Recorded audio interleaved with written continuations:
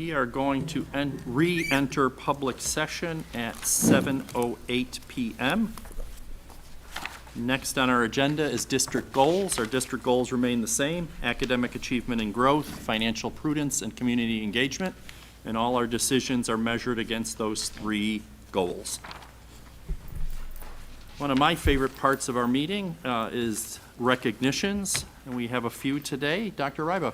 Thank you, Mr. Micko. Yes, we have a handful of outstanding recognitions for our indoor and outdoor track athletes. So I'm going to turn it over to high school principal, Mr. Bill Wingler, to start the recognitions tonight.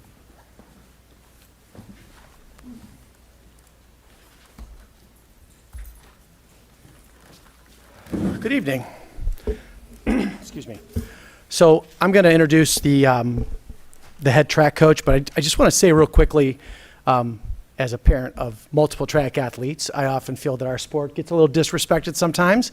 So I want to say something about Mr. Koval today. Tonight, when we go through the indoor state qualifiers, the outdoor state qualifiers, and the achievements, you know, Chris had a really interesting year. He found out very early January that he was going to be coaching boys and girls. Due to a last-second resignation, Chris stepped up and took over.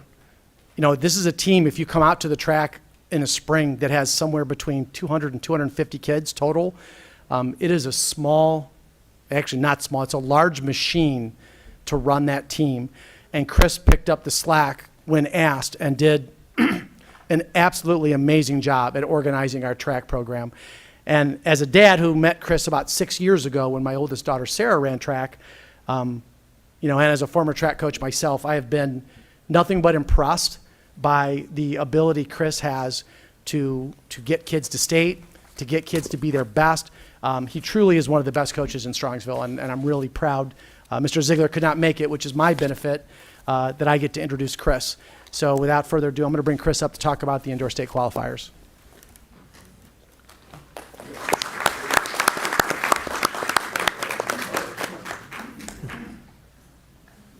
Well, thank you, Mr. Wingler. I wasn't expecting that.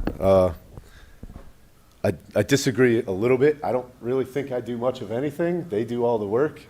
I just get to point and click, and they get to do all that stuff. So this year, I'm here. I'm recognizing, as stated, the boys and girls indoor and outdoor track programs.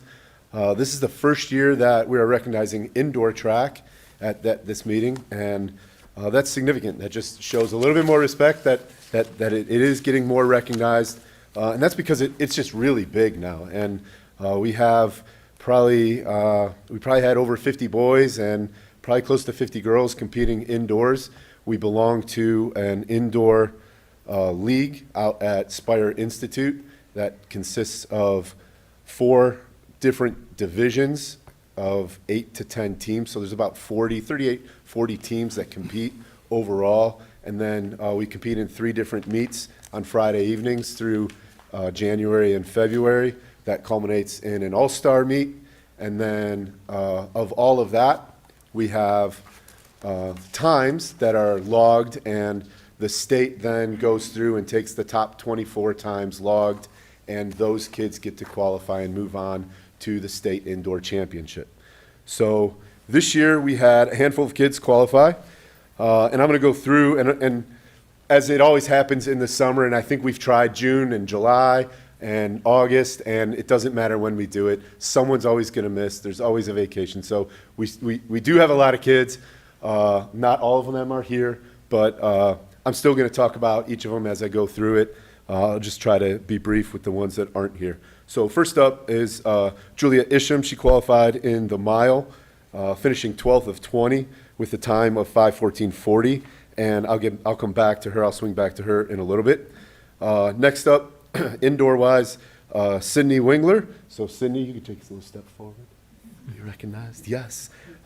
Sydney qualified to the indoor state meet in 2 events, in the Open 8 and also as a member of the 4x4 relay. In the 800, Sydney finished 15th, and she ran a time of 2:26.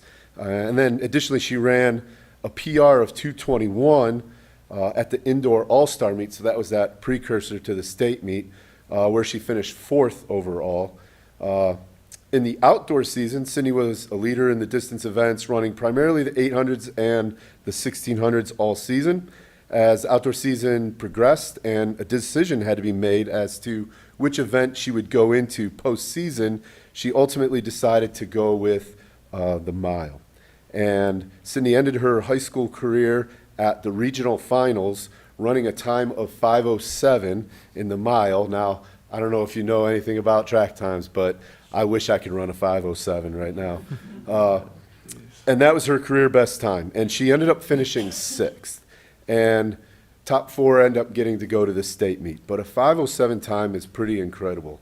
And so I looked a couple things up, and I just wanted to kind of relate that to something. So typically that does qualify to the state championship. We just happened to be in a hot region this year, and there was some milers that were just incredible. To put in a little more perspective, our school record is 5:06, and that was set at the state meet, and that person placed 5th at the state meet. So just a little different time there. And then I looked up last year's state qualifiers, and that time last year would have qualified her to the state meet. So it stinks sometimes when that happens, but it is what it is. It was an incredible career. She is a senior. She was elected captain by her peers and coaches. And most importantly, Sydney is also a scholar athlete, and she'll be continuing her academic and running career at John Carroll. Congratulations, Sydney. All right. The 4x4 relay team is not here with the exception of Sydney, so she was also in that. They ran a 4:19 and placed 19th. The other members of that team was Tina Veras, Bethany Perrin, and Vanessa Fabrizi. On the boys' side, we had a total of 7 kids qualified in the indoor state championship. Nick Turner, who is not here, qualified in the 200-meter dash, placing 20th, and he ran a 22:74. And Nick also will be continuing his career in college at Mountain Union. That's actually where he is this week. He's up there for some football stuff, but he's going to do football and track. And I was here last year. I told you the story about Nick with he was in the weight training class and kind of made fun of track all the time. And I just kept challenging him that it's okay. He's not the fastest kid anyways. And eventually it worked, and he came and showed up, and now he's going to do it in college. So I'm excited about that. So, and I think he'll be very good at it when he gets there. Next up, Jacob Lloyd. Jacob also qualified in 2 events, in the 800 meter as well as a member of the 4x8 team, 4x8 relay team. Jake in the 800 finished 19th with a time of 2:02. Outdoor, he ran a career best of 2 flat. And I'll say this again, if I could run 2 laps on the track in 2 minutes, that would be awesome. Can't do it. So Jacob ran a 2 at the GCC Championships where he finished 7th. And like Sydney, ultimately a decision had to be made as to where he was going to go postseason, and he decided also to run the mile. And he finished his high school career at the regional final, so he got through districts, qualified to regionals, and went out at regionals with a 4:35. He was also elected team captain and is also a scholar athlete, and he will also be continuing his academic and athletic career at Center University in Kentucky. So congratulations, Jacob.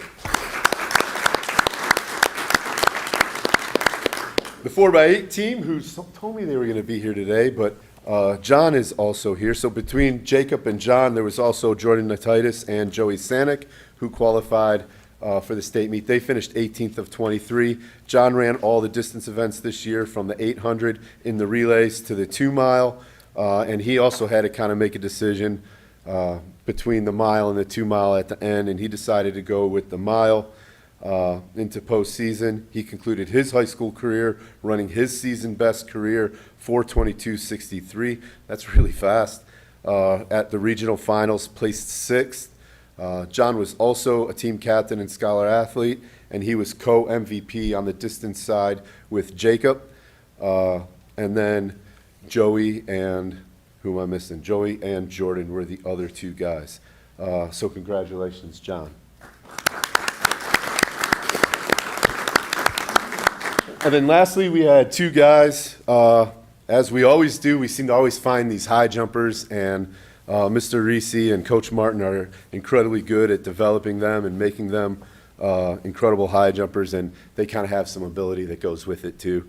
One of them couldn't be here, Mason Birch. He ultimately placed, let's see, where was Mason? He jumped 6 foot and placed 15th at the indoor state meet. He placed 5th at the regional meet outdoors with a jump of 6'3". And then lastly, Andrew Beaton.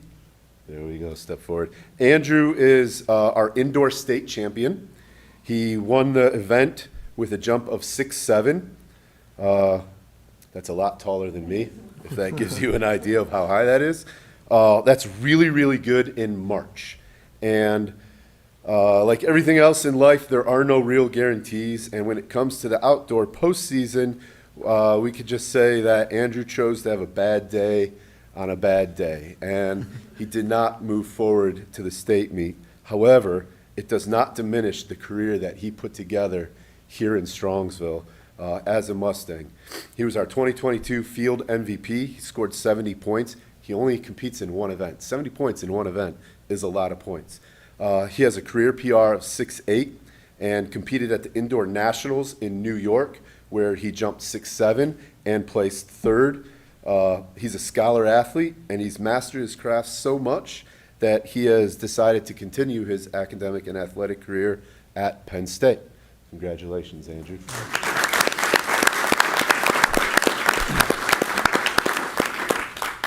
You guys can stay there and just give me moral support. So now to the outdoor season. So none of my outdoor guys are here and girls are here. But the best way to describe our outdoor season is wet, cold, miserable. Not once did the word sun come into play. Actually, one time the word sun came into play. I actually at one point ordered all new rain gear at an extremely better quality because of the number of times that I had to use it. I joke around, but if you come to a track meet, you know I don't usually wear long pants. I'm usually in shorts and a hoodie, and I think I wore pants more this year than I had my entire career. It was rough. All that said, we did have some success at the end of the year. So our outdoor qualifiers were Cameron Durkis, who qualified in the 110 and 300 hurdles. He was our only boy to qualify. We had a girls 4x1 relay team made up of Jordan Lynch, Gianna Upchurch, Paige Fabrizi, and Kennedy Griffin, who ran a time of 49:30. They placed 13th at the state meet. Kennedy also qualified in 3 other events. Qualifying in 4 events to the state meet is impressive. She qualified in the 100-meter dash. She finished 17th. The 200-meter dash, she finished 17th. And in the long jump, she represented Strongsville, standing in 3rd place on the podium in Columbus with a jump of 18 feet, 9 inches. And she is also a scholar athlete. And if you know Kennedy, then you know that track is not her main event, as upsetting as that is to me. She is also a gymnast, and she is going to be going to Missouri to compete for them. But she's only a junior, so we get to experience what she can do, hopefully at least one more year. And then the last person I'm going to talk about is also not here, but she warrants a little discussion, and that's Julia Isham. She qualified to the state meet in the 2-mile, where she represented Strongsville again, standing 3rd on the podium in Columbus with a time of 10:48. That is also our new school record. So that's 8 laps on the track, if you're not familiar with it, and that's 10:48. So that's really fast. I don't know if I could drive my car that many times around that fast. But more than that, Julia has done something really cool. She started her own organization called Person Before Sport to aid or bring awareness to athletes and their mental health. And with the help of some of our community members and track family, Julia made her radio premiere on Q104 Morning Show as a C-Town hustler, which is something that they do because of this thing that she does. So there's more information on our track Instagram on that if you want to check that out. But it's really impressive, and I'm excited to be involved with these kids. And I thank everyone for for having us here today, and congratulations to all these guys. So thank you very much, and thank you to their parents. Thank you. You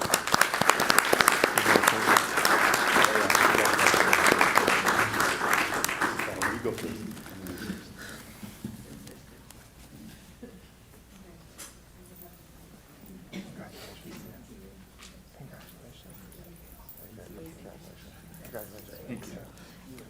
Thanks.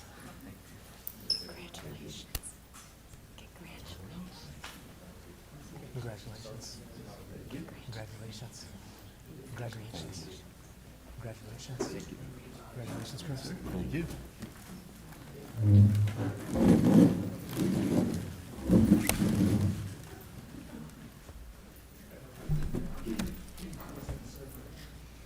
So on behalf of the board, I just want to congratulate everyone and thank them for coming. Give a shout out to Coach Koval for all the hard work he does. Although he thinks it's not much of anything, it is recognized and it is appreciated.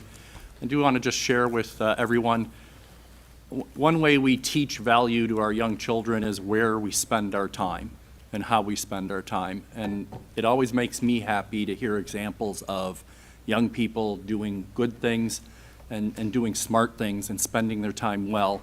And it always makes me happy when parents bring the younger ones there to see the older ones, because they're going to get an idea of what they can do tomorrow and in the future and set their mind to it also. So I thank the parents for the time they spend with their kids, but also for maybe making or requiring the younger ones to come to these kinds of events, because it's an important lesson that again, where we spend our time is one way to have value and learn value. So congratulations again to our students. A new school record's an awesome thing. That really is. And I couldn't walk it. I couldn't drive it. I couldn't get a golf cart to go that fast. So that's pretty cool. But thank you very much. And again, congratulations.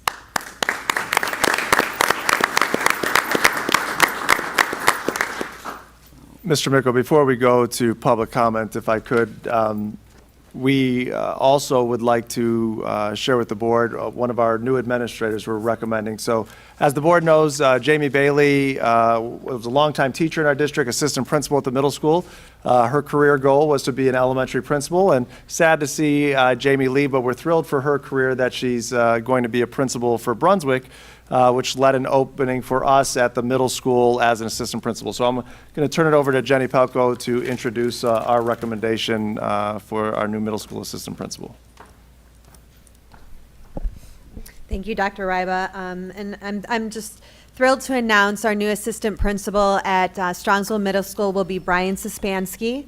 Brian, you want to join me up here for a minute? So Brian comes to us from Amherst Exempted Village Schools, where he currently is the Dean of Students for 4th and 5th grade. Prior to that, he has been an intervention specialist for 6th, 7th, and 8th grade students, both at Amherst and Midview Middle School. And I will say, I don't know how you feel, Brian, but our interview process is quite lengthy for these kinds of positions. We review many candidates. We do a screener. We bring them in for 3 rounds of interviews. And I will say throughout that process, Brian really shared the vision that not only we currently have in Strongsville, but was able to speak to the many things that we're doing like PBIS and our teacher-based teamwork, and just has a drive and a passion to kind of step right into those things and be such an asset to Principal Jessica Boydum, who's also here, thank you, and was definitely integral in the whole process of getting Brian on board. So, I think of that, along with his experience with special education, he's really going to be a great addition to Strongsville Middle School. So without further ado, I'll let Brian say a few words to you, and congratulations. Yeah, thank you very much to Jenny, to Dr. Riba. Nice meeting the board. It's great putting faces with names. Yeah, throughout the entire process, we were pulling in tonight with my family, my wife, Michelle, daughter Emma, daughter Ava, son Ben. Sorry, Ben. And then my parents in the back, Gene and Jerry. But pulling in here tonight was a little bit different this time around because every time I pulled in here was for an interview. But throughout the process, like Jenny had said, the screener, that she told me everything that I needed to know about myself, and I think that was the second interview, but I knew exactly, she told me everything. I'm like, wow, you know me very well from that little screener that I didn't think was, I didn't know how to take it at the time. But I'm just happy to be here, glad for the opportunity, so I thank each and every one of you. Getting to work with Jessica and Tina over at the middle school, I've already been in the building looking around, meeting the janitor, the custodians, and everybody that it takes to run the building, so I'm just really excited to get the school year going and get in there and get settled. So. Thank you. Yeah, I was gonna say. Thank you. Welcome aboard. Welcome aboard.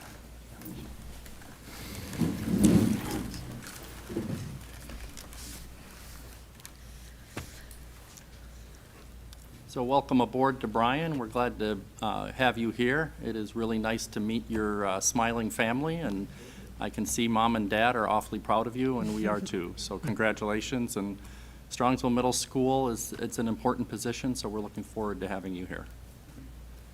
With that said, normally I would tell people that if they have any homework that they still need to get done, now is a good time to escape. But it is summer, so hopefully you don't have homework, but you probably have a book you need to read.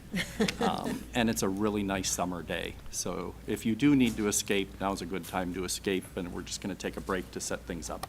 Excuse me, I don't think your microphones are working. I don't think any of them are working. John? Scott? We're working? I'll just speak louder. Is that better? Next on our agenda is public comment. I do have one slip from Bev Jones.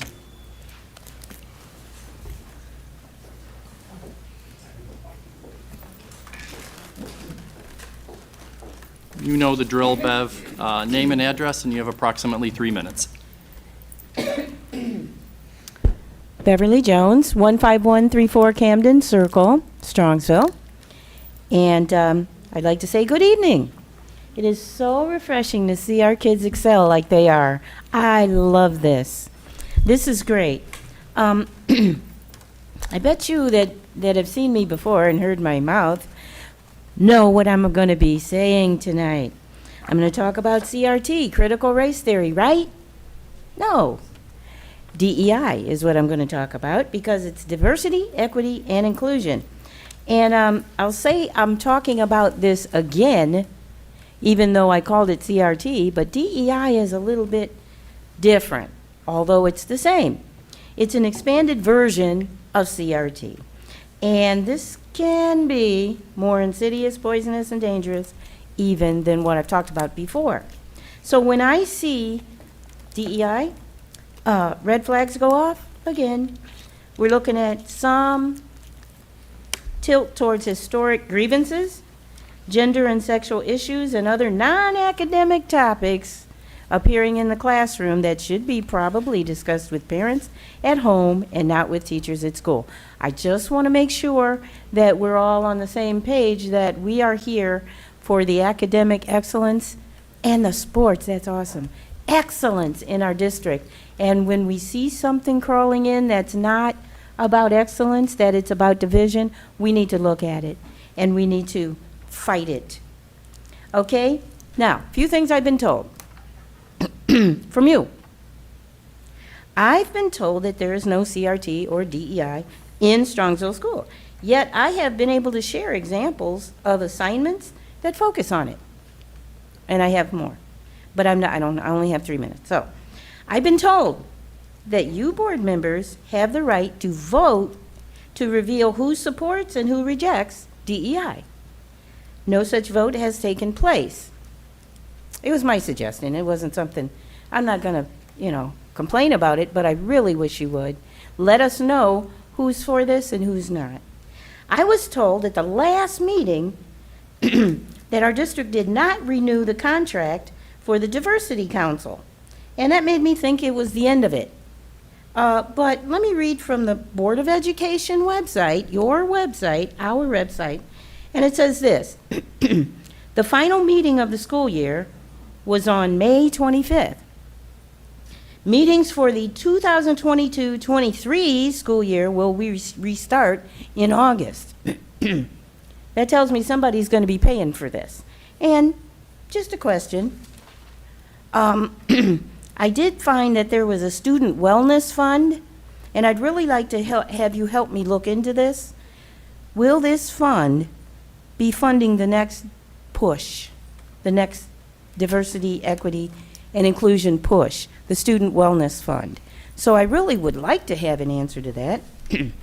Finally, let me read one more line from your website about DEI.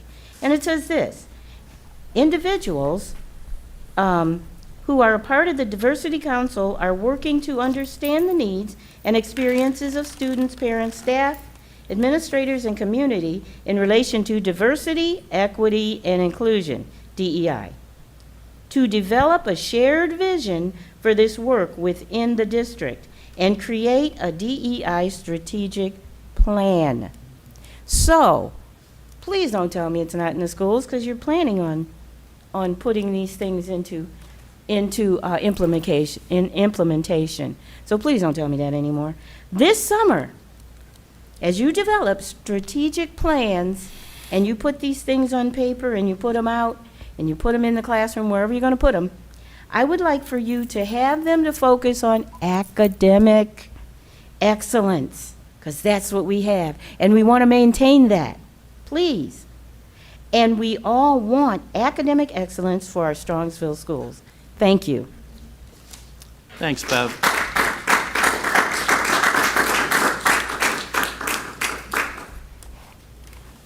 Just a couple of quick factual clarifications. We are not renewing the contract with the Diversity Center of Northeast Ohio. That doesn't mean we're not going to have a diversity council. It doesn't mean we're not going to continue to do that work. But we have made the decision that we've gotten the value that we feel we needed to get from the Diversity Center of Northeast Ohio. So we're not renewing that contract. George can follow up with you on how the student wellness dollars are spent. Correct me if I'm wrong, but we did use those dollars for the Diversity Council in the past. Correct. We use it for the contract this year, and then the dollars for the upcoming school year are being spent to continue guidance counselor, social worker, mental health services. So- And I think that covers But it. George will get you the specifics so that you can go through it and understand it. I don't remember the deadlines, but the wellness dollars was I call it a carve-out. It was specifically from Columbus. It was a bucket of money, and we were able to use it for specific needs around wellness. And so the Diversity Council was one of those.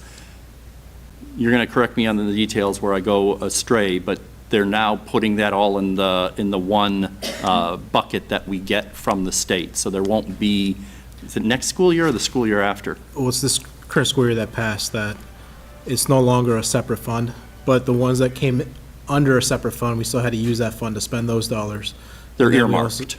They're earmarked, and then we also, with the current school funding, it's now just lumped in with the school funding within the general fund, but there's restricted lines, and that's a restricted line, and it's now just a minimum requirement that we spend X number of dollars on student wellness.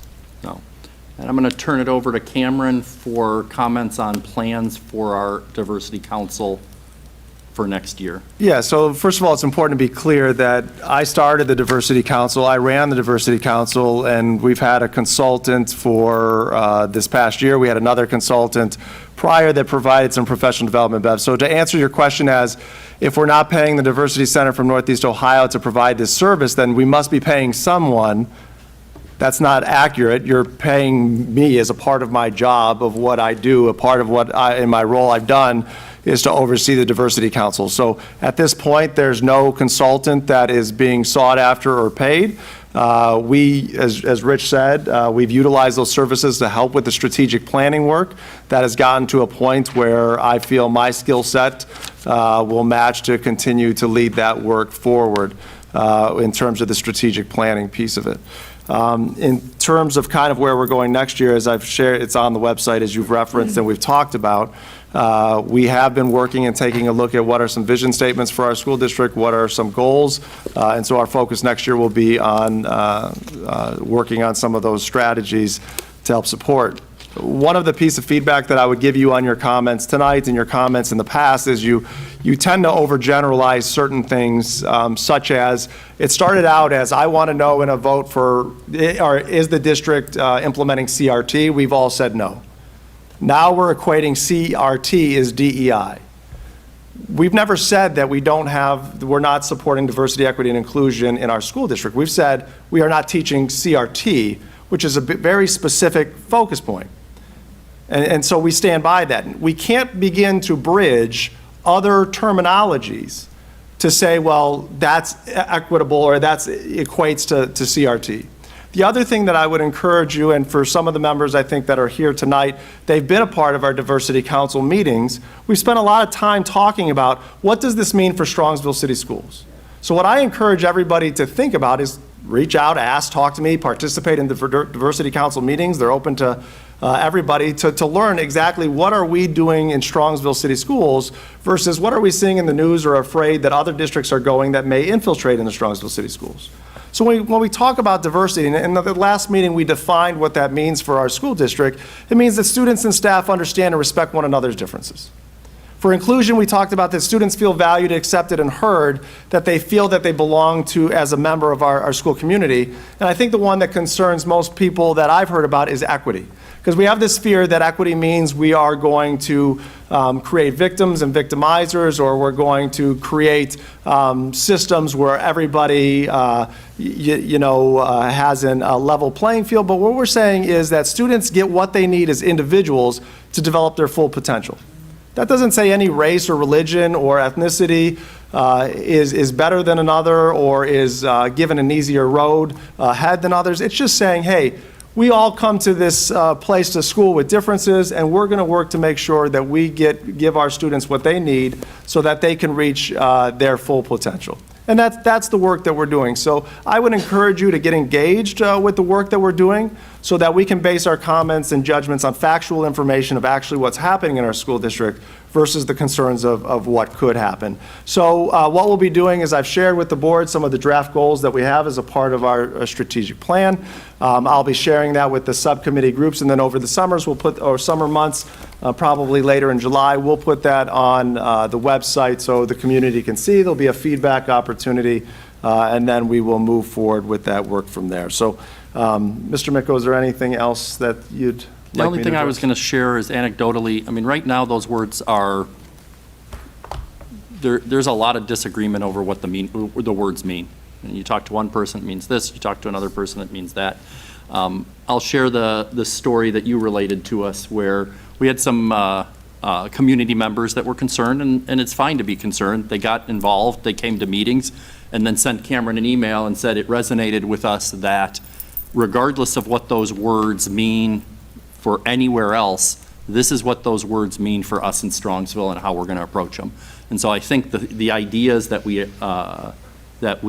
just enunciated, that we're going to respect our diversity, that we're going to make sure our students feel included, and that we feel that we're doing the work necessary that every child can achieve to their potential.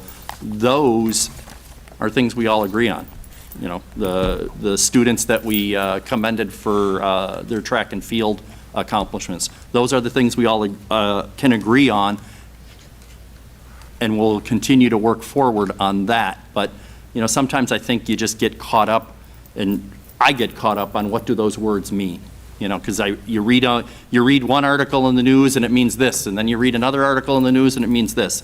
But for us, that's what those words mean, and I think that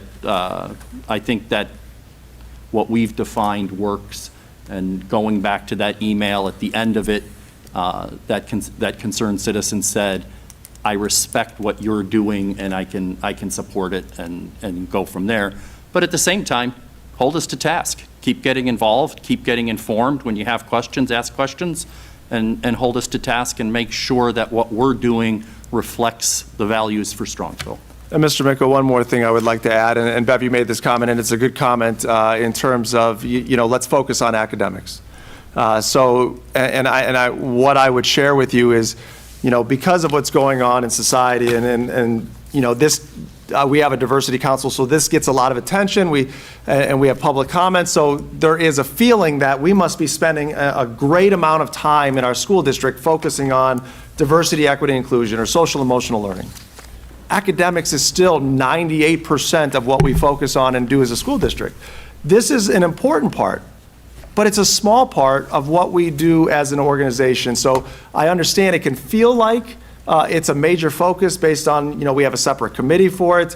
It's come up throughout the year at public comment, but it's important to realize that when we say we need to focus on academic, I can assure you we have the same goal, right? We have the same goal that we are going to continue to grow and develop students, whether it's academically, athletically, in the arts, that are successful. And this is an important piece of it, but a small piece of what we do as an overall organization. Next on our agenda is approval of minutes. We have the May 26th and June 9th Board of Education meetings. All district video and audio are permanent parts of the minutes, and the board-approved minutes are available on our website. Do I have a motion? So moved. Second? Second. Motion by Mrs. Hausum, second by Ms. Stavcek. Any discussion? Hearing none, take the roll. Mrs. Hausum, Yes. Ms. Stochek, Yes. Mrs. Bissell, Yes. Mrs. Kilbane, Yes. Mr. Miko. Yes, and the motion carries. Do you need a pause? No, it's already set up. I'm good. Next on our agenda is Treasurer's Report. Thank you, Mr. Anagnostou. Thank you, Mr. Miko. I have a series of items for your consideration tonight. A lot of them fall within our fiscal year end, which the last date of the fiscal year is today. So today is fiscal year New Year's Eve for me. We'll be opening up the new fiscal year tomorrow.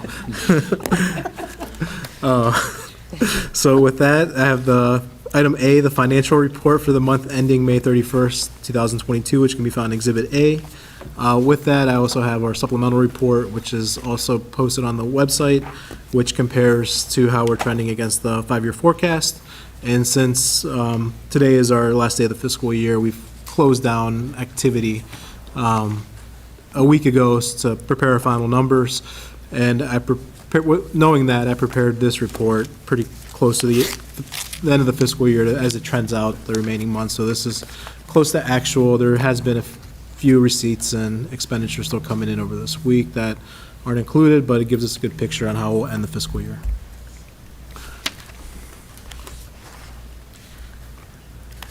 So revenues are going to be about $365,000 higher compared to the 5-year forecast, while expenditures, we're going to see about a savings of $987,000. So the net impact would result about $1.4 million, favorable to the cash balance.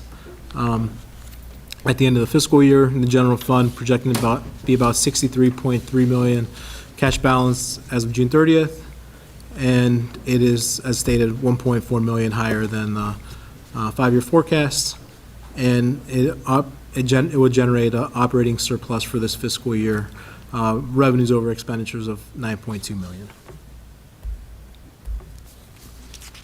Revenue collections in comparison to last May versus this May were about $212,000 less. And as I've been talking about for most of the year, it's mainly due to state revenue. Although state revenues and net were up, with the change of the funding formula, there were pass-through dollars on both the expenditure side and the revenue side that are no longer included in our district and go directly to those schools that the dollars are being passed through for. So after this fiscal year, when we start next fiscal year comparing to this fiscal year, these numbers will be more apples to apples rather than uncomparable this year. And then overall, year-to-date through May, revenues are about $1 million down. Of that, close to 700,000 is for the state revenues, and then all other revenues are down about 600,000, which is contributed against last year we received close to $1.1 million in workers' compensation refunds and premium distributions back, which were one-time dollars. As stated, the revenues were about $365,000 more compared to the 5-year forecast.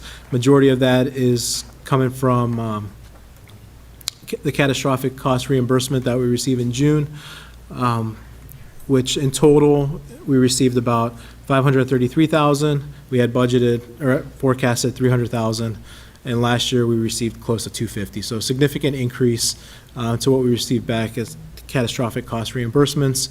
And one of the reasons for that was the state increased the percentage, but at the time of forecasting, it was unknown how much it was going to be increased because it's based on a pot of money, other school districts filing for reimbursement, and then it's based on an allocation formula based on the number of districts and students that they applied for.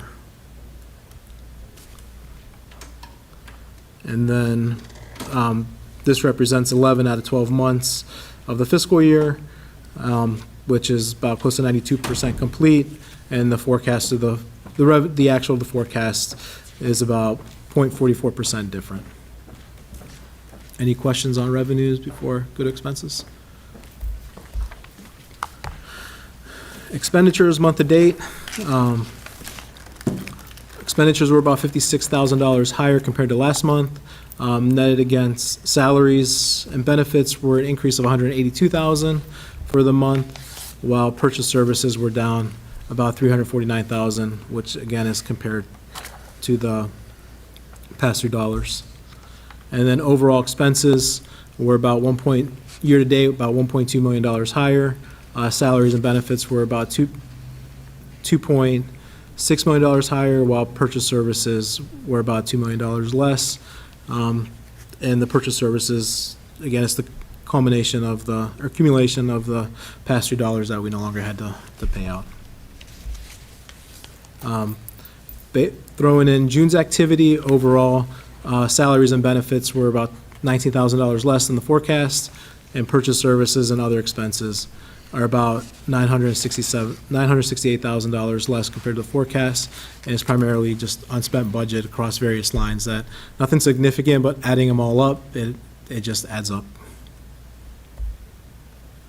And then salaries compared to the forecast were about 1.3% less. So, in the August meeting, I'll have the final fiscal year report. But any questions so far? This will give us a good indication of how we'll likely end the fiscal year. Any questions? Do you think it's prudent for us to start thinking about inflation? So in the next couple of months, we'll probably just have those discussions and make sure we're taking that into account. Right.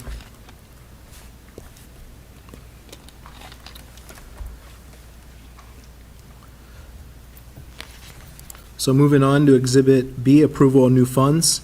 Be it resolved upon the recommendation of the treasurer that new funds be approved as listed in Exhibit B. These are, one is for the new student activity account for the freshman class that's coming in the class of 2026, and the remaining are for our state and federal grants that require a new special cost center for the fiscal year that they fall into. Exhibit C, be it resolved upon the recommendation of the treasurer that the transfer of funds in advance and the advance of funds be approved as listed in Exhibit C. And what these make up of are the transfers. We have to cover any negative balances for any funds outside the general fund that the general fund covers. So we had our uniform school supplies that were about $28,000 in the negative.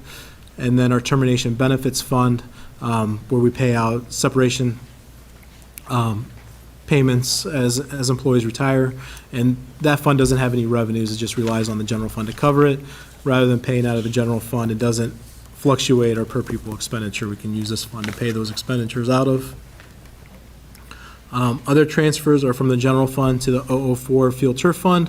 When we had initially set up that fund for the turf and fund of the turf, we would take the general fund savings to maintain the grass at the stadium, $35,000 a year, and transfer it to the turf fund. And then also, per agreement with Southwest, over 10 years, we have a savings of the trainer fees to be utilized against the turf fund as well. And then we also have a series of advances to cover year-end cash deficits for grants. The way grants works, they're the reimbursable grants where we have to spend the dollars first and then submit reimbursement to the state, which is a month lag. So these are primarily June expenses. We were able to do an advance on some of the amounts, but not in the entirety. It is a little bit bigger this year due to the school bus program where we encumbered those funds of $135,000 for the 3 buses. Now we're just waiting for those buses to come in. Once the buses come in, and pay the invoice, we can request the dollars from the state. And these funds that are being advanced, when we receive the funds from the state, will be advanced back to the general fund. So it's not a true expense. It's advancing the dollars of the funds, and then once they return, the general fund receives the dollars back.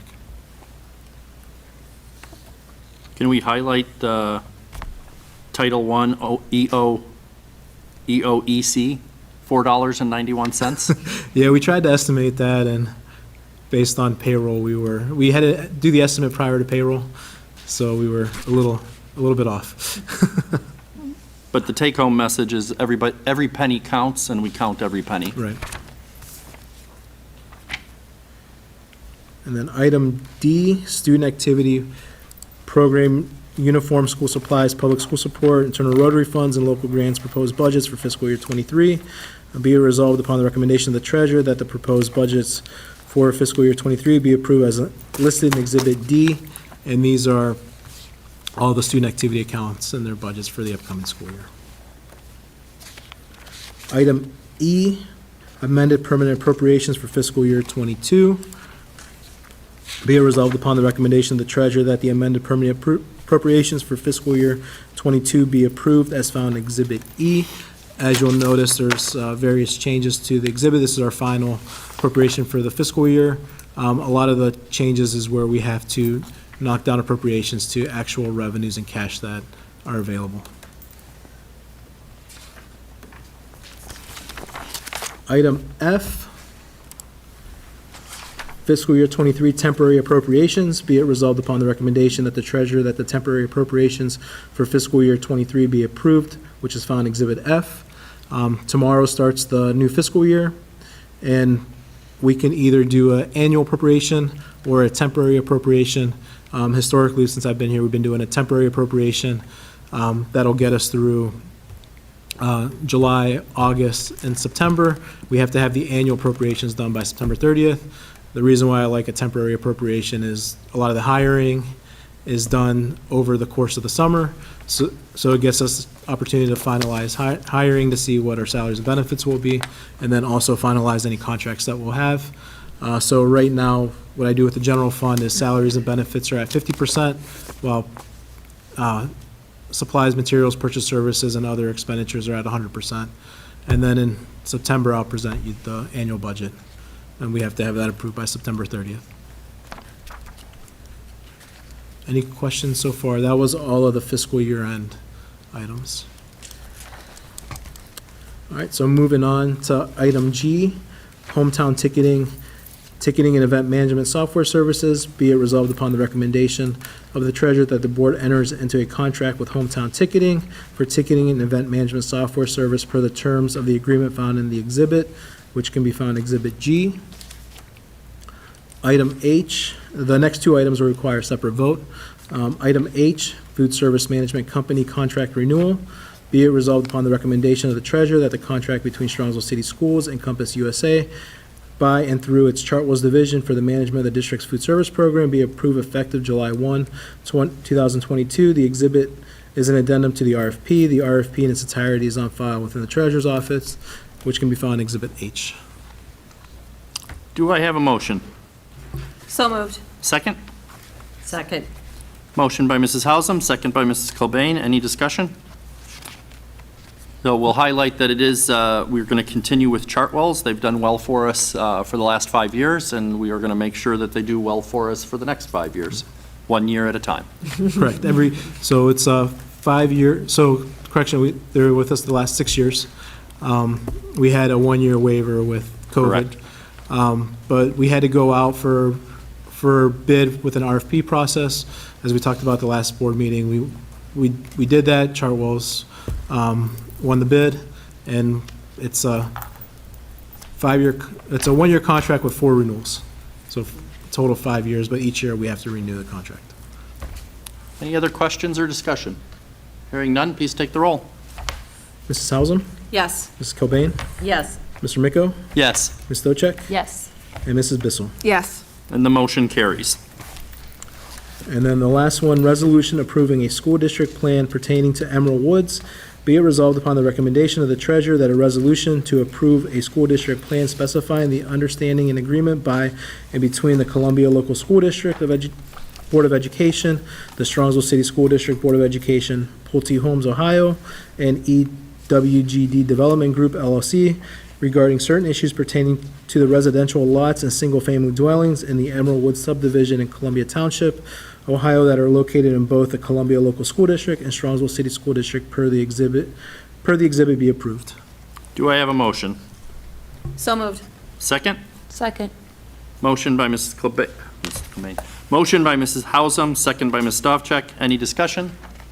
I will highlight that this memorializes a lot of imaginary lines that are very important to the homeowners that are buying those lots. And we put spikes in the ground to make sure we know where those lines are. George, can you add on to the specifics?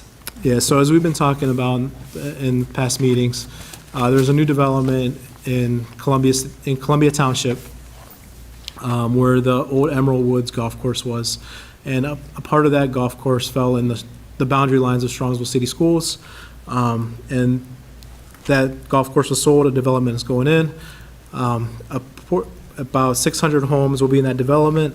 90 or so will be in Strongsville City Schools. And hoping when these developments were being built that they would be perfect against boundary lines, but they're not. Of those 90 homes that fall into the Strongsville boundary, those homes are right on the border.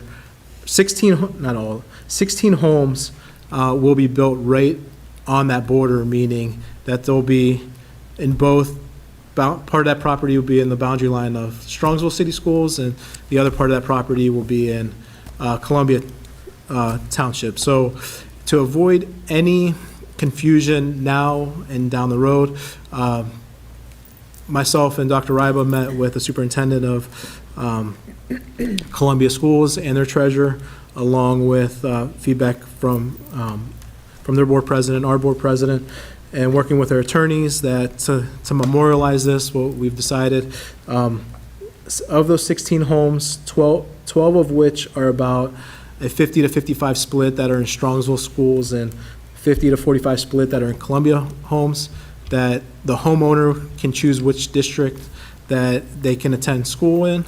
The other 4 homes, one is about 8% in Strongsville, and the other ones are significantly less than that those 4 homes, since Columbia is going to be receiving majority of those tax dollars, that those homes will be a part of the Columbia School District.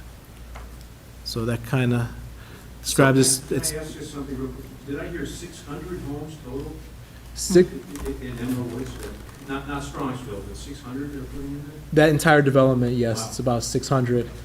90 will fall in the Strongsville border, but 16 fall right on the borderline that overlap. So this agreement is just for those 16 homes.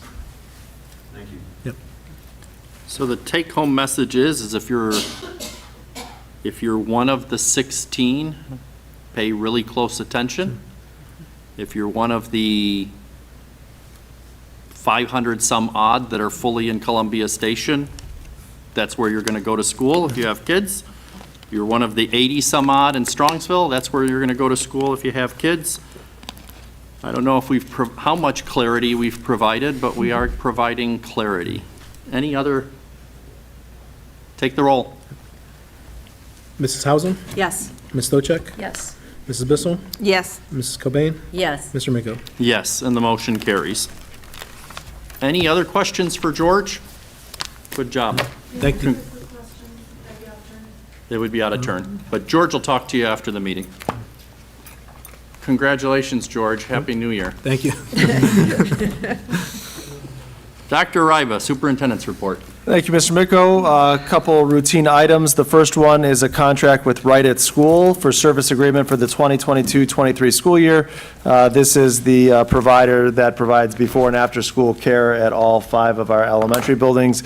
It's the same contract as we had in place last year with the addition of if they have enough students for a summer camp, how the district would receive payment for that, and that could be found in Exhibit J. The second item is the Calamity Day Alternative Makeup Plan for 2022-23. So what this shares is that we have minimum school hours that we need to meet. Half-day kindergarten and preschool, because that's another half-day section, they are right at that minimum standard. And if we have more than 2-ish calamity days, they would be below the minimum school hours. So this says we could use blizzard bags, which is basically asynchronous work that we utilize, and that could be found in Exhibit K. Number 3 is the contingency calendar. This shares specific dates that if we need to make up days because students went below the minimum school hours required and we didn't have as many blizzard bags or went beyond the blizzard bag days, or they don't qualify for blizzard bag days, those are the 5 days that we would start to utilize 1 day at a time. Number 4 is the approval of a tuition student, so be it resolved upon the recommendation of the superintendent that Caden Vi be accepted as a tuition student at Strongsville High School for the 22-23 school year per board policy at the rate of tuition set by the state. So just to be clear, we are not an open enrollment district. However, by law, any school district in the state, students can attend as long as they pay tuition. The tuition is set by the state of Ohio. For our district, it's around like 13,000-ish. Somewhere in that ballpark. Somewhere in that ballpark. And so sometimes families that move out of Strongsville that want their children to finish high school with us will decide to pay that tuition, but it does require board approval. Just as a point of reference, Caden was a student in our district last year that paid tuition. This is his senior year, so I'm recommending that he be allowed to continue, pay the required tuition, and finish his educational career at Strongsville. With that, I'm going to ask Donna Holland, our Director of Dining Services, to come up to the podium as she gets ready to share her presentation. Every year, we are required by laws in the Ohio Department of Education to provide an annual report on our compliance with the sale of food and beverage within and also outside of school hours. So as Donna gets this set up, there we go. So my name is Donna Holland. I am an employee of Chartwells and the current food services director here at Strongsville. And on behalf of Chartwells, I want to thank the board for the opportunity to continue to serve Strongsville City Schools. So the Ohio Department of Education this is the Ohio Department of Education annual report on the certification of standards governing the types of foods and beverages sold on school premises. So Ohio Senate Bill 210 requires an annual presentation at a public Board of Education meeting to confirm that this district is in compliance with Ohio Revised Code 3313.814, which sets the standards for national standards for food and beverages sold outside of school meals.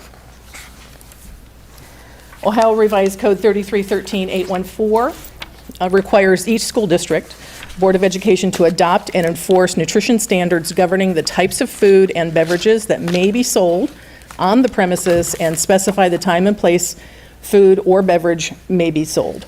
The standards specified in 3313.816, which are the rules that govern beverages, and 3313.817, which are the rules that govern food, are minimum standards and do not preclude the adoption of more stringent standards by the Board of Education. Strongsville City Schools School District is in compliance with Ohio Revised Code 3313-814, which has 3 components. The first component, wellness policy compliance. All food and beverages sold on school properties before, during, or up to 30 minutes after the regular school day meet or exceed national standards required by the USDA. No foods or beverages other than those associated with the district's food service program are sold before or during school hours in accordance with the board wellness policy. Standards do not apply during non-school hours, on weekends, at sporting events, off-campus fundraising, although fundraising sales are encouraged by the USDA to support, healthy, lifelong wellness practices. The Strongsville City School District demonstrates wellness policy compliance. Component number 2, the sale and consumption policy compliance.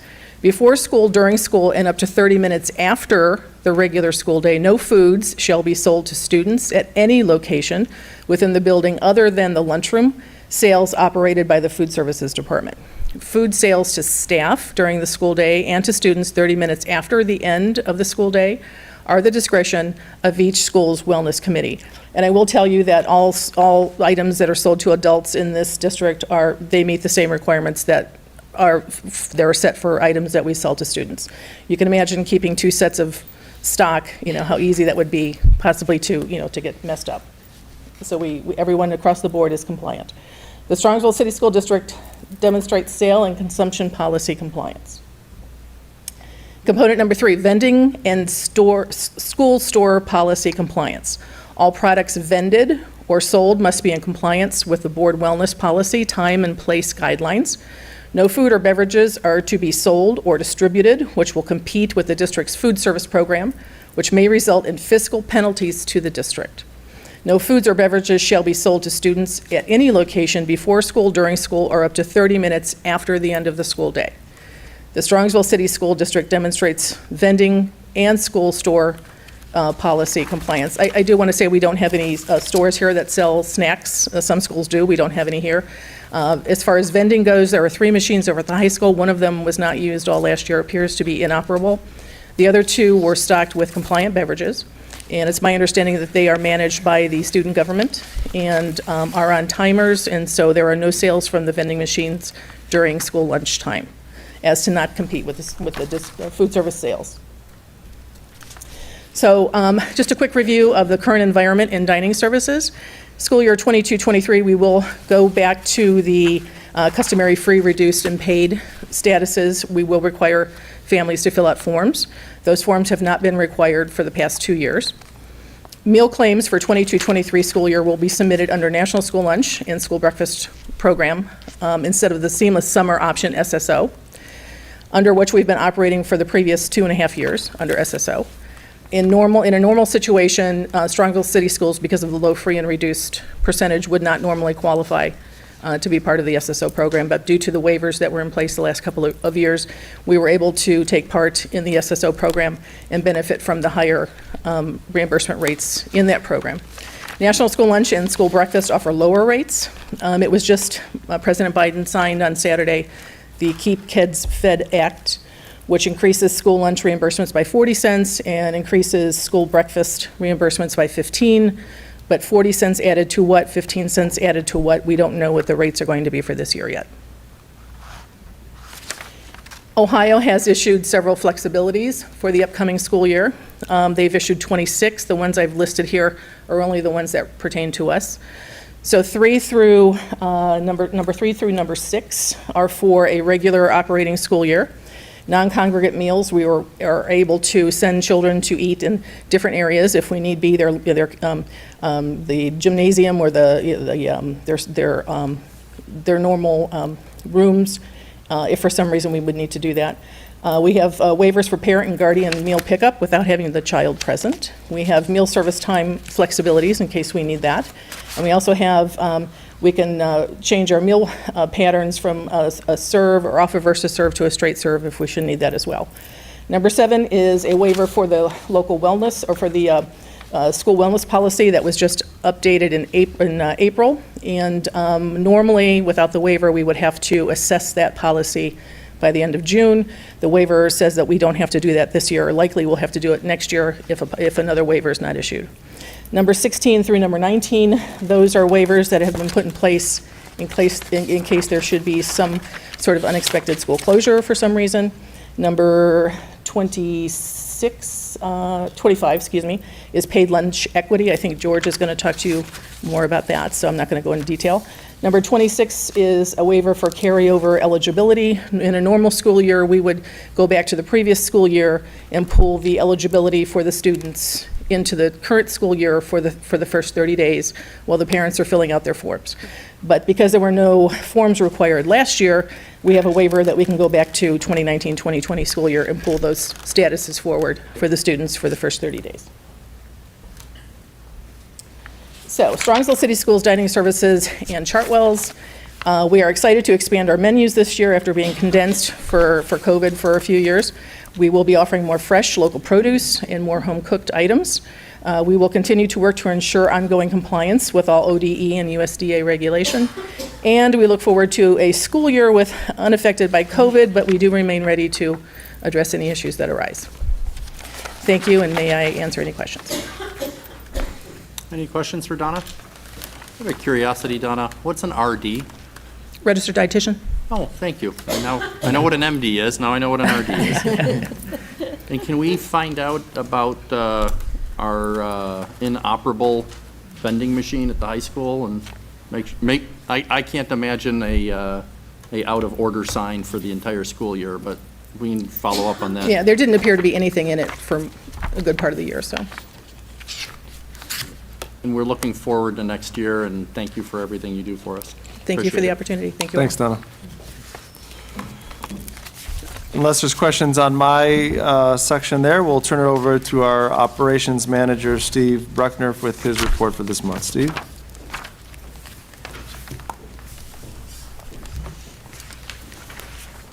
Good evening, everyone. The first item in business services is a pupil transportation agreement. Be resolved upon the recommendation of the superintendent that the operations manager be authorized to enter into an agreement with Suburban Transportation Company Incorporated for the 22-23 school year for the transportation of special education and handicapped students within the Strongsville City School District to in-district schools and also classes at schools out of the district. Transportation to in-district schools will also be provided for students becoming homeless while attending Strongsville City Schools and now residing outside the district. This agreement is put in place due to the impracticality of transporting these students by Strongsville City School Bus Transportation, and that's Exhibit L. Also, the second item, district insurance. Be resolved upon the recommendation of the superintendent that the operations manager be authorized to purchase property, inland marine, boiler and machinery, crime, automobile, general liability, and umbrella insurance from Liberty Mutual Insurance Company. And the agent is Todd Associates Incorporated, as endorsed by the Ohio Schools Council at a one-year contract price of $409,872.55 for the period of July 1st, 2022 through July 1st, 2023, which includes all school groups. Last year's cost was $357,659.40. Be it further resolved upon the recommendation of the superintendent that the Board of Education recognizes the following groups as authorized school groups, and they are in the Strongsville City Schools insurance policy.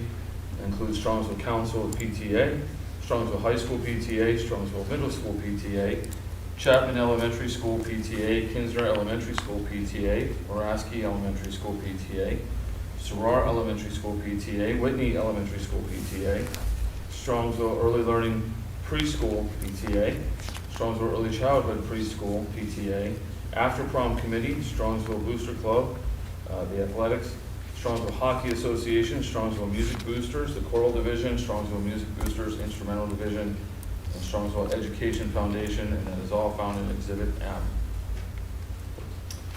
M. For your approval tonight, item 3 is the elementary building parking lot resurfacing surcharge.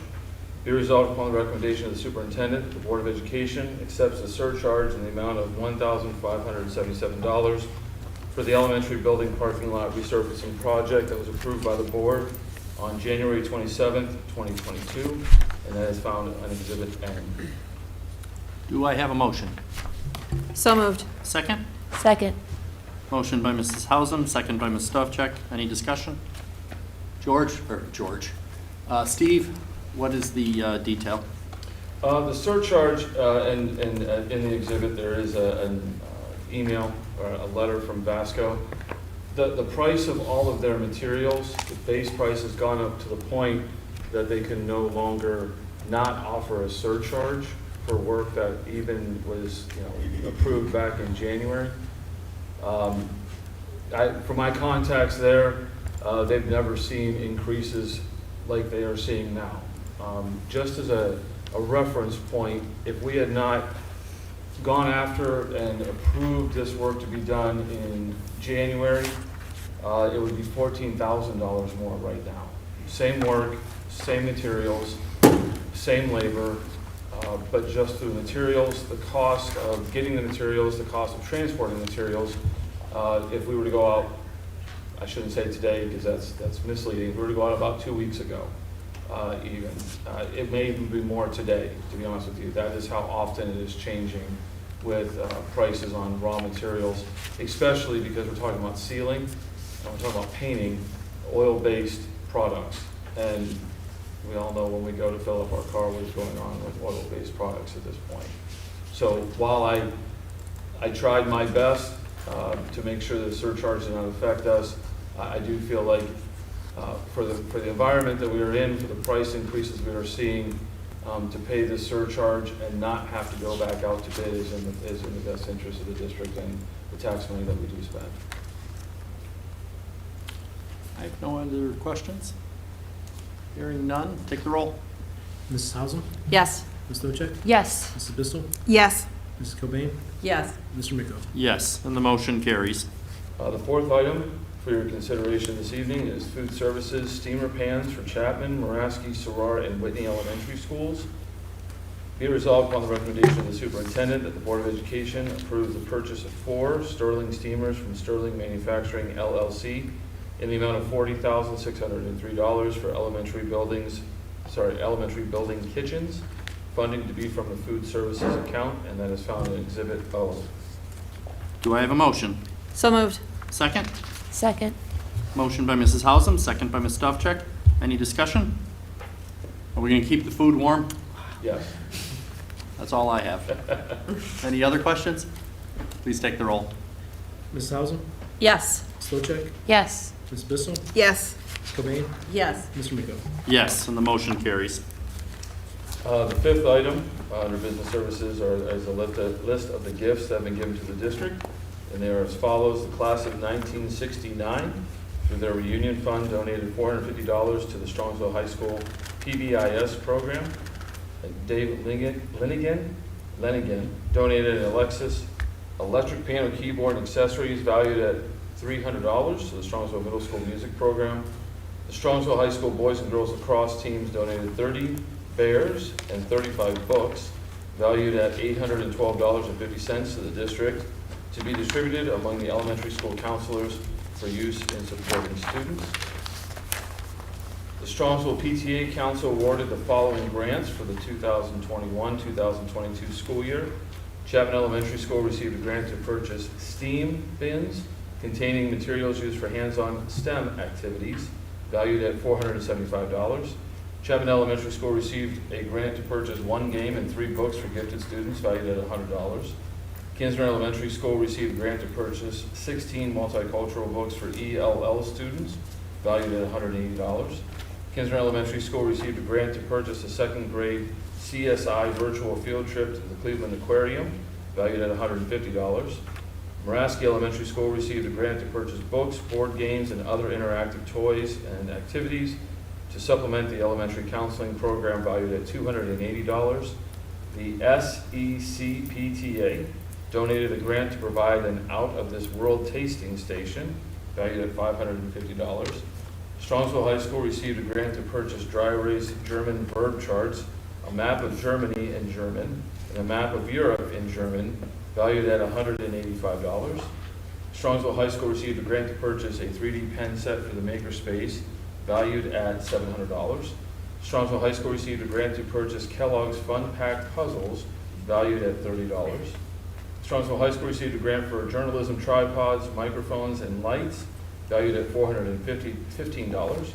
Strongsville High School received a grant for hands-on tasks boxes to promote training for pre-vocational and vocational student skills valued at $376. Strongsville High School received a grant for equipment and supplies for the Family and Consumer Science Department valued at $619. Strongsville Middle School received a grant for a Cricut Maker 3 for the makerspace valued at $400. Finally, Sorare Elementary School received a grant for popcorn machines and cart to be used for positive behavior incentives valued at $540. Any questions for Steve? That was a great list, and we should thank everyone for it.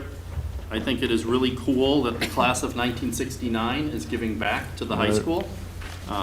What is that, 52 years? 53. 53 years, that's cool. And again, our Strongsville PTA Council, thanks to them. I do want to highlight, these are grants. So this isn't just people deciding, hey, this would be nice.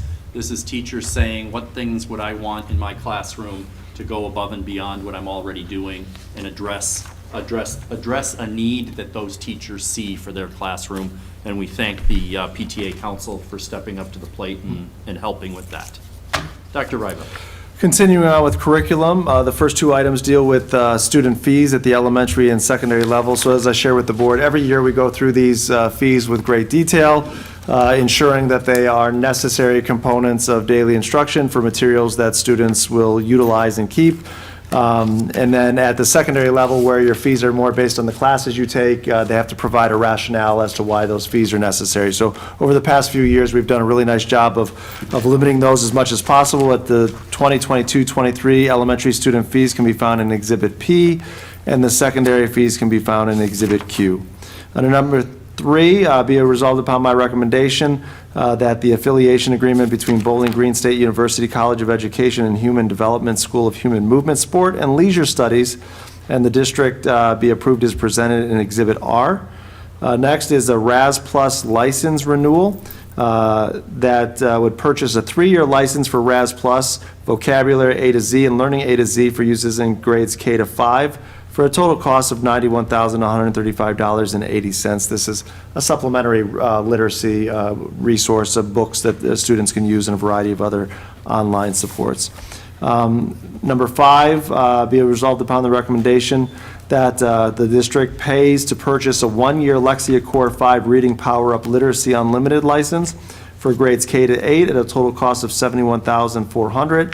But just as some context, RAS kids and Lexia we've had in our district for a number of years, and they've been extremely beneficial to supporting the literacy development of our students from our youngest learners all the way up to middle school. Number 6 is textbooks for College Credit Plus. As the board knows, but by law, we have to provide and pay for the textbooks that students use in College Credit Plus. So be it resolved upon my recommendation that we pay for the textbooks for students participating in College Credit Plus through Cuyahoga County Community College at an approximate cost of $35,000 for the 22-23 school year. Moving on to the next page, Gizmo Science. That we purchase a 2-year license for Gizmo Science for use in grades 3 to 8 at a total cost of $27,778.50. Moving on to number 8 is Edmentum Solutions. This is the secondary online curriculum that we utilize at an approximate cost of $250 per student per month for the 22-23 school year.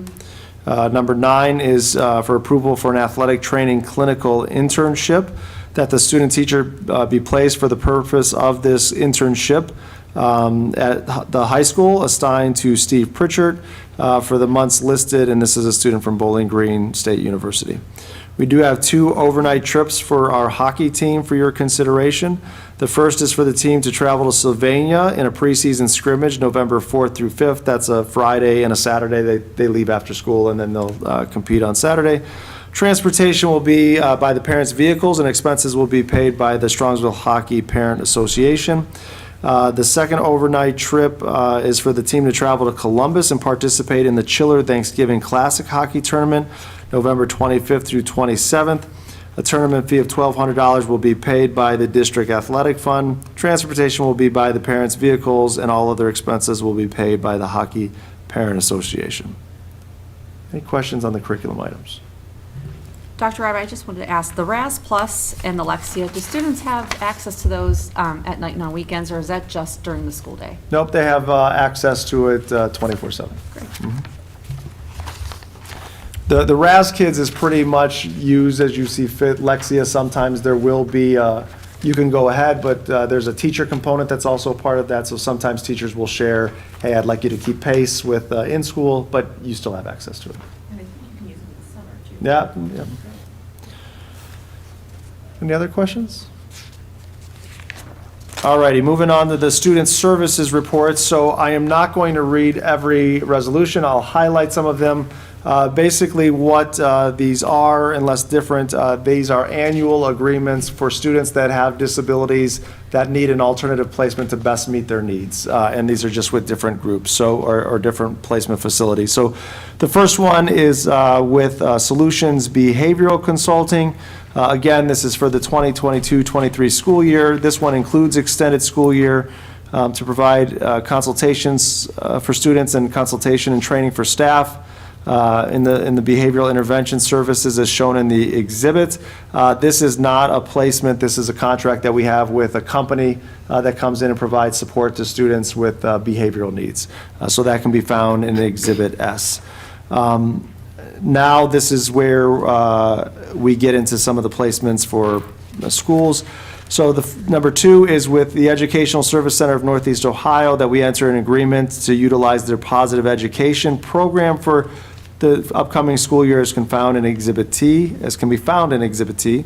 Number 3 is with the Cleveland Clinic Learner School for Autism, that we enter into an agreement with them for a student with disabilities for the upcoming school year, which is found in Exhibit U. We have another student going to the Cleveland Clinic School for Autism, again, for next school year, and that's found in Exhibit V. Moving on to page 14 and number 5, a recommendation that we enter an agreement with the United Cerebral Palsy Association of Greater Cleveland to provide services of a student with disabilities in the amount of $85,050 for 9-month programming during next year, and $9,450 for extended school years found in Exhibit W. At Alternatives, that we enter into tuition excess cost agreement with At Alternatives for placements of students with disabilities for next school year is found in Exhibit X. So that concludes the placement of students in alternative placements other than the district. We have a number of foreign exchange students that are usually placed by board policy. They don't fully reside in Strongsville, so you can apply or approve a tuition-free admission. So far, we have one student from Germany. That's the exchange company that the student is with that will be placed at the high school for next year. And finally, we have a recommendation that we enter into an agreement with PSI Affiliates and Associates in the amount of $73,193.40 for social worker services for students at Strongsville City Schools per Exhibit Y. And just a correction on that, the funding source says 118 Success and Wellness Fund. It is Success and Wellness dollars, but the fund is the general fund. The 118 is the operating unit within the general fund.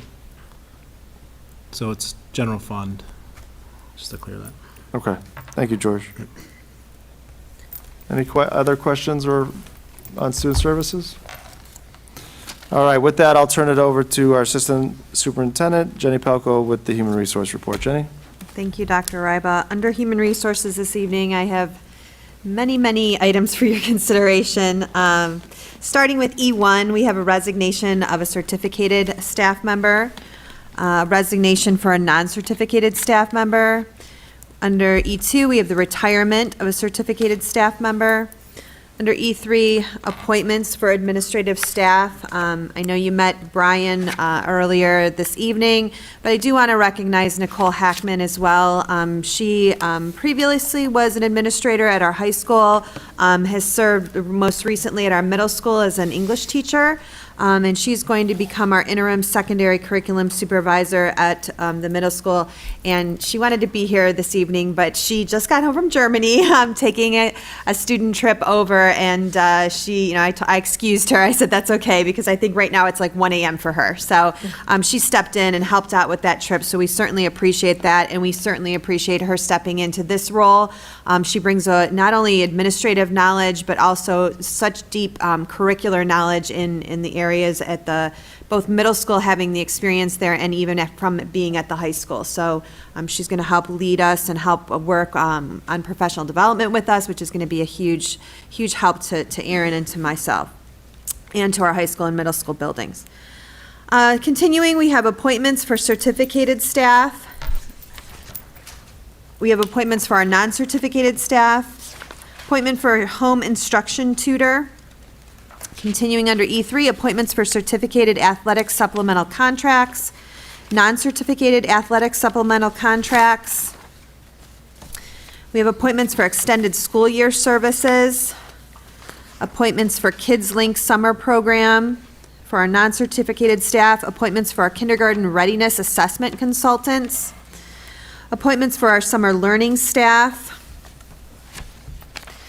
appointments for certificated supplemental contracts, which will be prorated.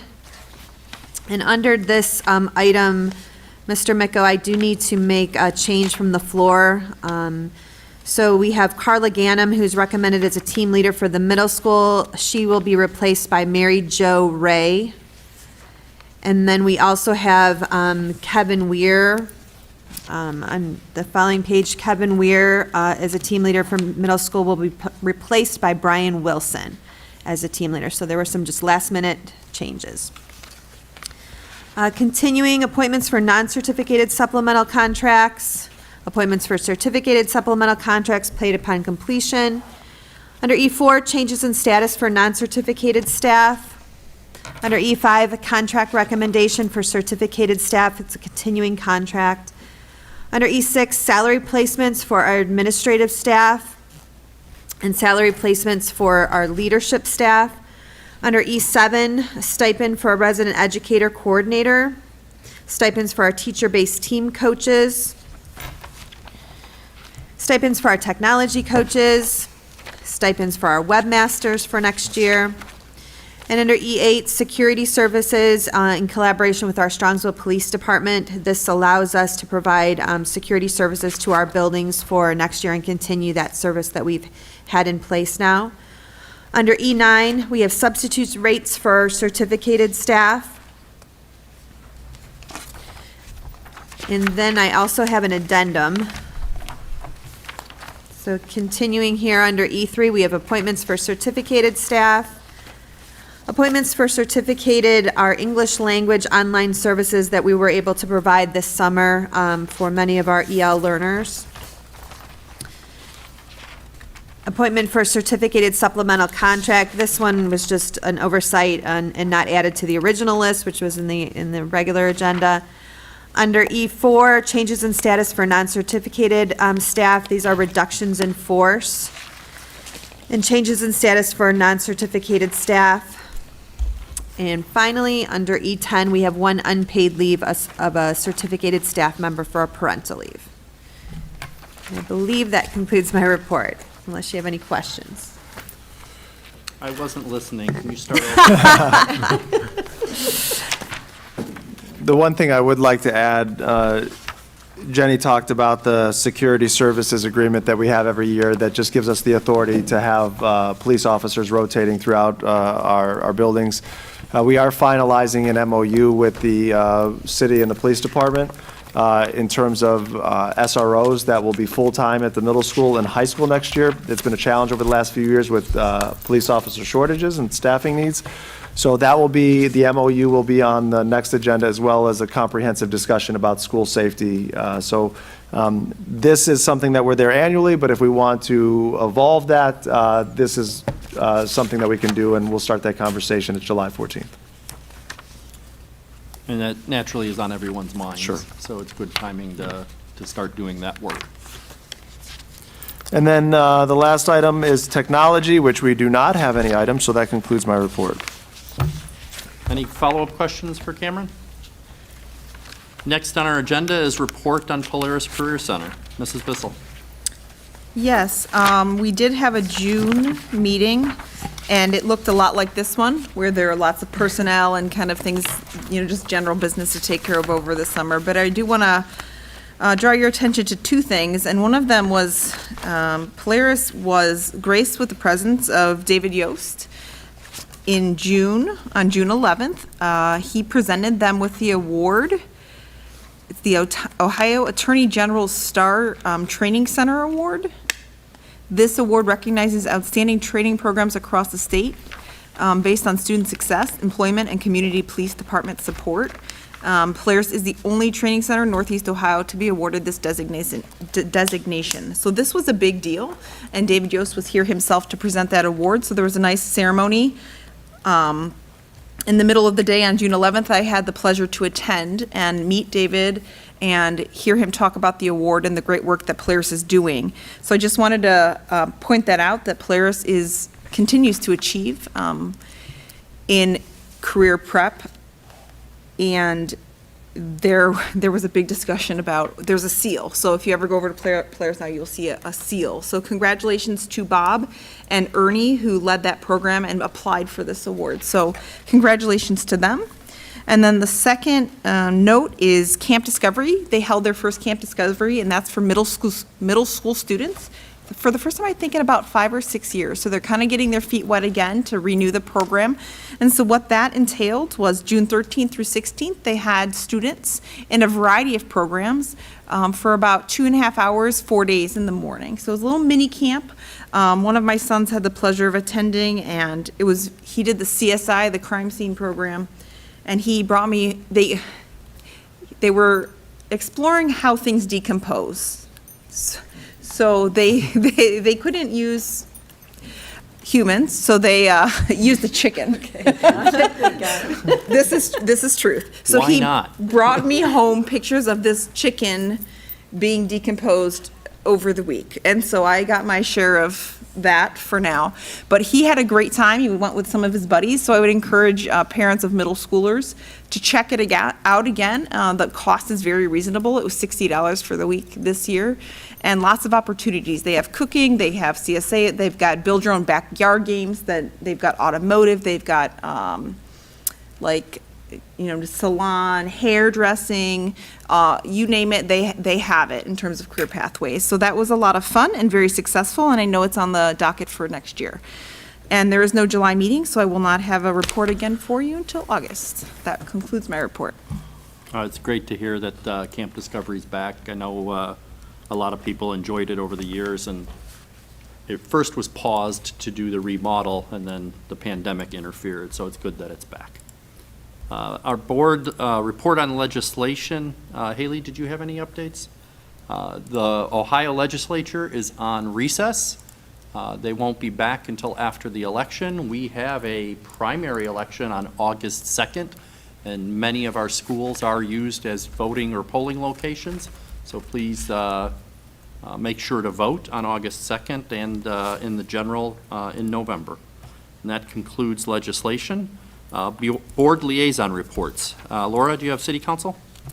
Yes, City Council did have 2 meetings in June. The 4th of July fireworks will be held this Monday evening. The festivities will start at 6:30 on the Commons with inflatables, face painting, balloon animals, and the Kona ice truck. Donations from local sponsors make the fireworks possible. They did do the fireworks after the Riba burn-off this past weekend, and I've heard it was a huge success. So I'm looking forward to the new location for the 4th of July fireworks. The Ironfelt covered bridge reopened on June 28th after it was struck and damaged by a motorist, causing structural damage. Many motorists are very happy now that it is reopened, because I myself use that bridge a lot, and it's hard when it's closed. So we're glad that's back opened. If you missed the city's Shred Day, you might want to mark your calendar for September 10th, when Jardine Funeral Home will be holding a shred event from 11 to 2 p.m. Lastly, I know we talked about this already, but I wanted to mention again, 2 renewal levies on the November ballot. The first is to continue to pay for the firefighters and operating expenses at the Preem and Albion Road Station. And the second is for the purpose of constructing, reconstructing, and renovating storm sewers and storm drainage ditches. Again, these are renewals, not new taxes. And that concludes my report. Thank you, Laura. Strongsville Education Foundation, do we have an update? Yes, we do. The Education Foundation had a meeting on June 9th where they approved a grant for a 5th grade class at Chapman for Wii video software. This is an interactive software to engage with the kids. An example of how the software is used, they had this software in their classroom this past year in a 5th grade class. Students used the Wii video to create news reports of things they studied in class. Rather than simply writing a summary, restating information, they were able to make these news reports and video themselves. It helped with their research and increasing their speaking abilities. So I thank the Education Foundation for approving that grant to continue with that. That concludes my report. Awesome. I noticed one of our elementary supplementals is going to include podcasts. So it's not just tech, but it's going to also be podcasts, and I imagine video podcasts will be part of that. So that's very cool. Strongsville PTA Council. Mrs. Clevain? Nothing this summer. They're off on break, and so I'll get back to you. We'll probably start in August, I'm thinking, August or September. They earned their break. They sure do. They work really, really hard, those people. They work really hard. And I'm guessing student achievement is on break, summer break also? There's no, there are no Polaris students of the quarter for quarter 4, we learned, so yes, we are on break. Excellent. Begrudgingly.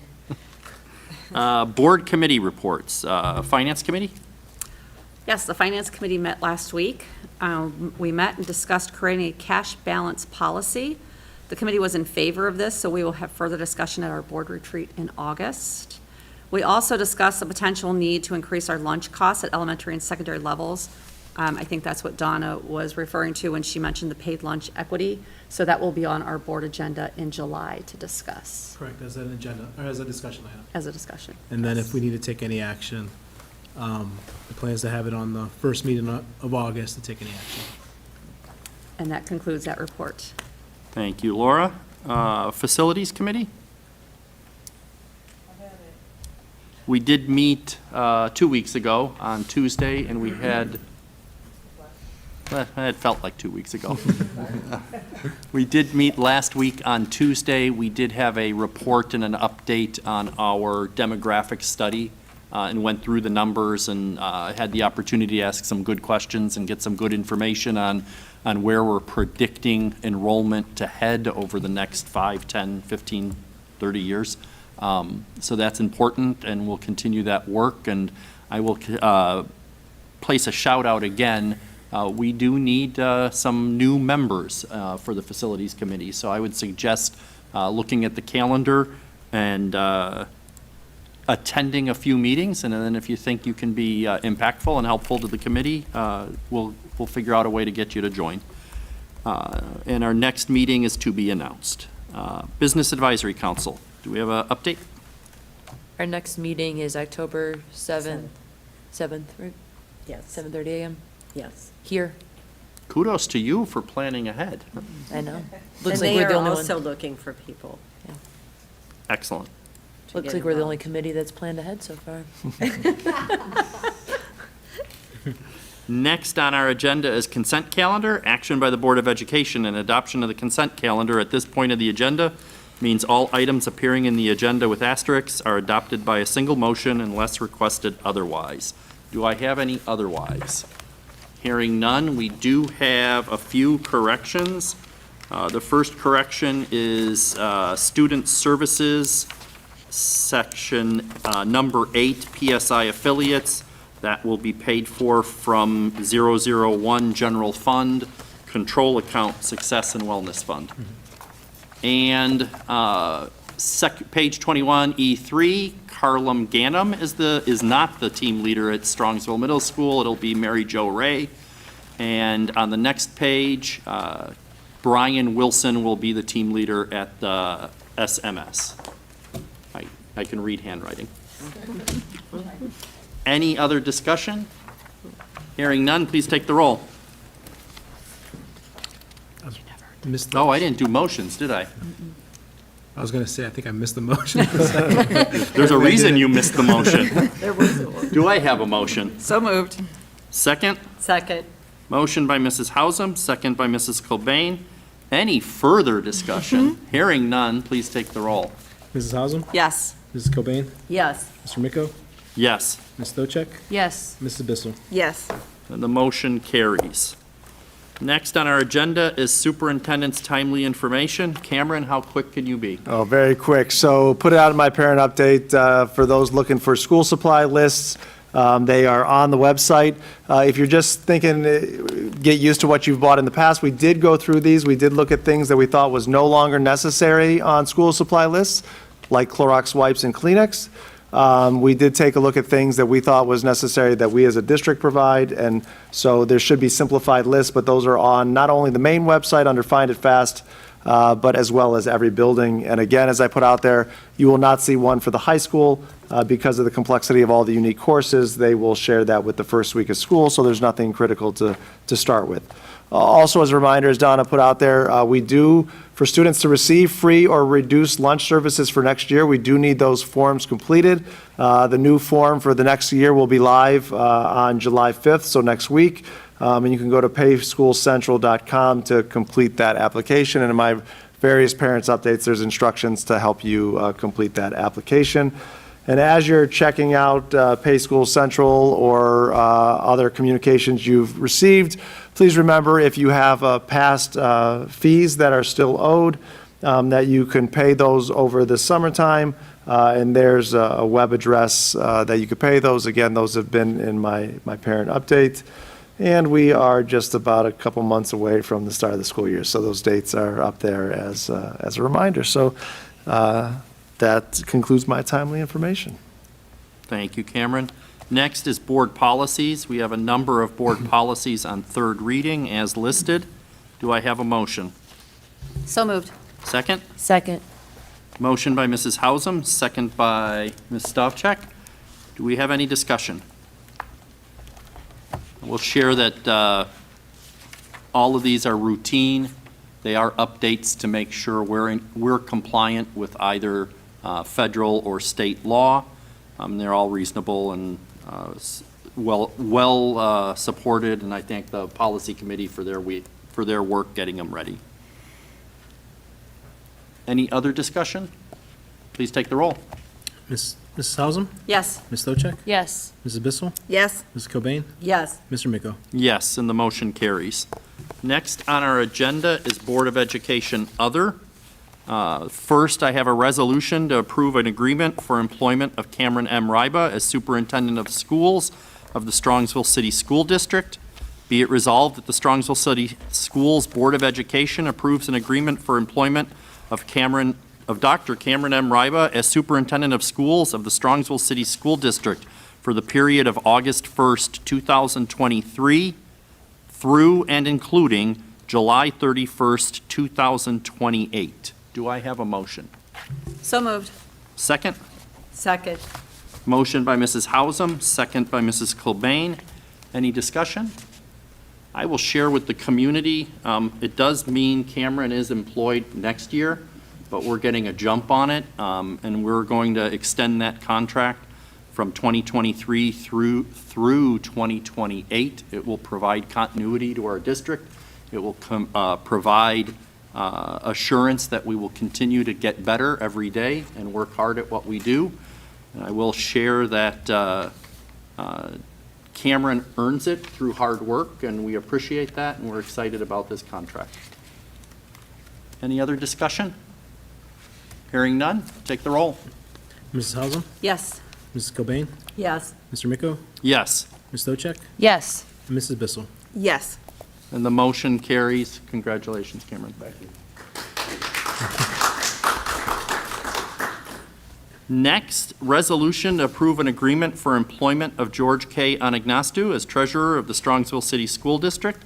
Be it resolved that the Strongsville City Schools Board of Education approves an agreement for employment of George K. Anagnostou as treasurer of the Strongsville City School District for the period of August 1st, 2023 through and including July 31st, 2028. Do I have a motion?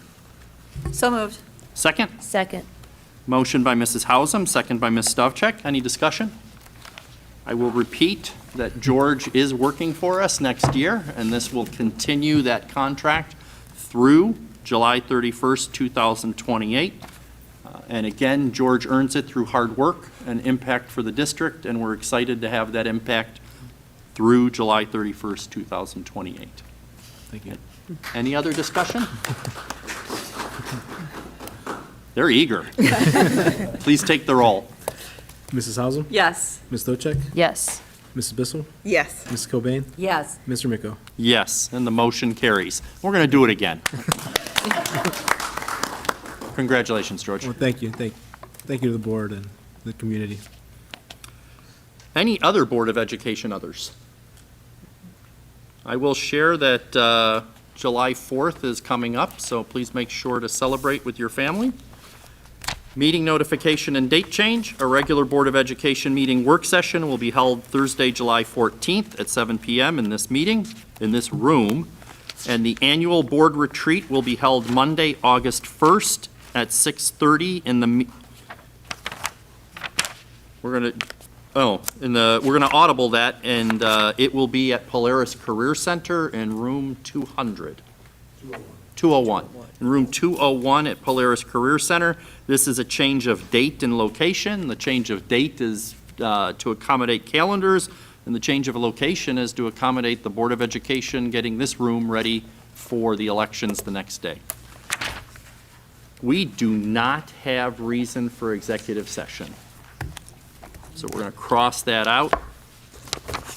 Time for adjournment. Do I have an emotion? So moved. Second? Second. Motion by Mrs. Hausum, second by Mrs. Kilbane. Any discussion? Hearing none, take the roll. Mrs. Hausum? Yes. Ms. Cobain? Yes. Mr. Miko? Yes, Ms. Stochek? Yes. And Mrs. Bissell? Yes. the motion carries, and we are adjourned at 8:55. Thank you for your attention, and have a nice evening.